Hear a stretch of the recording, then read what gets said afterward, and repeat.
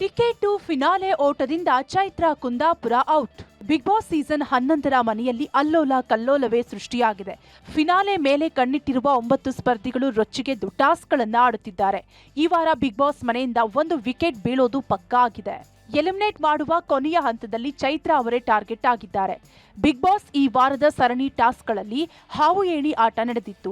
ಅಂತಿಮವಾಗಿ ಎಲಿಮಿನೇಷನ್ ತೂಗುಗತಿಯಲ್ಲಿ ಭವ್ಯ, ಚೈತ್ರ, ಧನ್ರಾಜ್, ಮೋಕ್ಷಿತಾ, ತ್ರಿವಿಕ್ರಮ್ ತಗ್ಲಾಕೊಂಡಿದ್ದಾರೆ. ಈ 5 ಸ್ಪರ್ಧಿಗಳಲ್ಲೇ ಈ ವಾರ ಒಬ್ಬರು ಮನೆಯಿಂದ ಆಚೆ ಬರೋದು ಪಕ್ಕಾ ಆಗಿದೆ. ಈ ಎಲಿಮಿನೇಷನ್ ಜೂಟಾಟದಲ್ಲಿ ಸ್ಪರ್ಧಿಗಳಿಗೆ ಬಿಗ್ ಬಾಸ್ ಮತ್ತೊಂದು ಟ್ವಿಸ್ಟ್ ಕೊಟ್ಟಿದ್ದಾರೆ. ನಿಮ್ಮೊಳಗೆ ಚರ್ಚಿಸಿ ನಿಮ್ಮ ಪೈಕಿ ಒಬ್ಬ ಸದಸ್ಯರನ್ನ ಟಿಕೆಟ್ ಫಿನಾಲೆ ಓಟದಿಂದ ಹೊರಗಿಡಬೇಕು ಎಂದಿದ್ದಾರೆ. ಈ ಟಾಸ್ಕ್ನಲ್ಲಿ ಮಂಜು, ಧನ್ರಾಜ್, ಗೌತಮಿ ಹಾಗೂ ಉಳಿದ ಮನೆಯ ಸದಸ್ಯರು ಚೈತ್ರ ಅವರ ಹೆಸರು ಹೇಳಿದ್ದಾರೆ. ಚೈತ್ರ ಅವರನ್ನ ಟಿಕೆಟ್ ಫಿನಾಲೆ ಓಟದಿಂದ ಔಟ್ ಮಾಡಲು ಮಂಜು, ಧನ್ರಾಜ್, ಗೌತಮಿ ಸೂಕ್ತ ಕಾರಣಗಳನ್ನ ನೀಡಿದ್ದಾರೆ.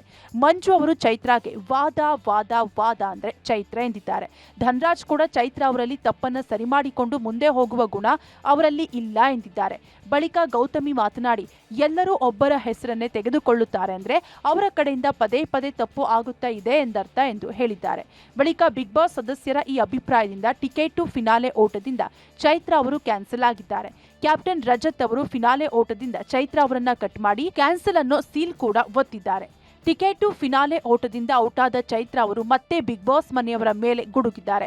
ಒಬ್ಬರನ್ನ ಟಾರ್ಗೆಟ್ ಮಾಡಿ ಬಹಳ ಸುಲಭವಾಗಿ ಪ್ಲಾನ್ ಮಾಡುತ್ತಾರೆ. ಈ 100 ದಿನಾನೂ ಈ ಮನೆಯಲ್ಲಿ ನಡೆದಿದ್ದು ಇದೆ. ಆಡೋದಕ್ಕೆ ಕೊಡ್ತಾ ಇರಲಿಲ್ಲ. ಇದೇ ರೀತಿ ಟಾರ್ಗೆಟ್ ಮಾಡಿ ಆಟದಿಂದ ಹೊರಗಡೆ ಇಟ್ಟಿದ್ದಾರೆ.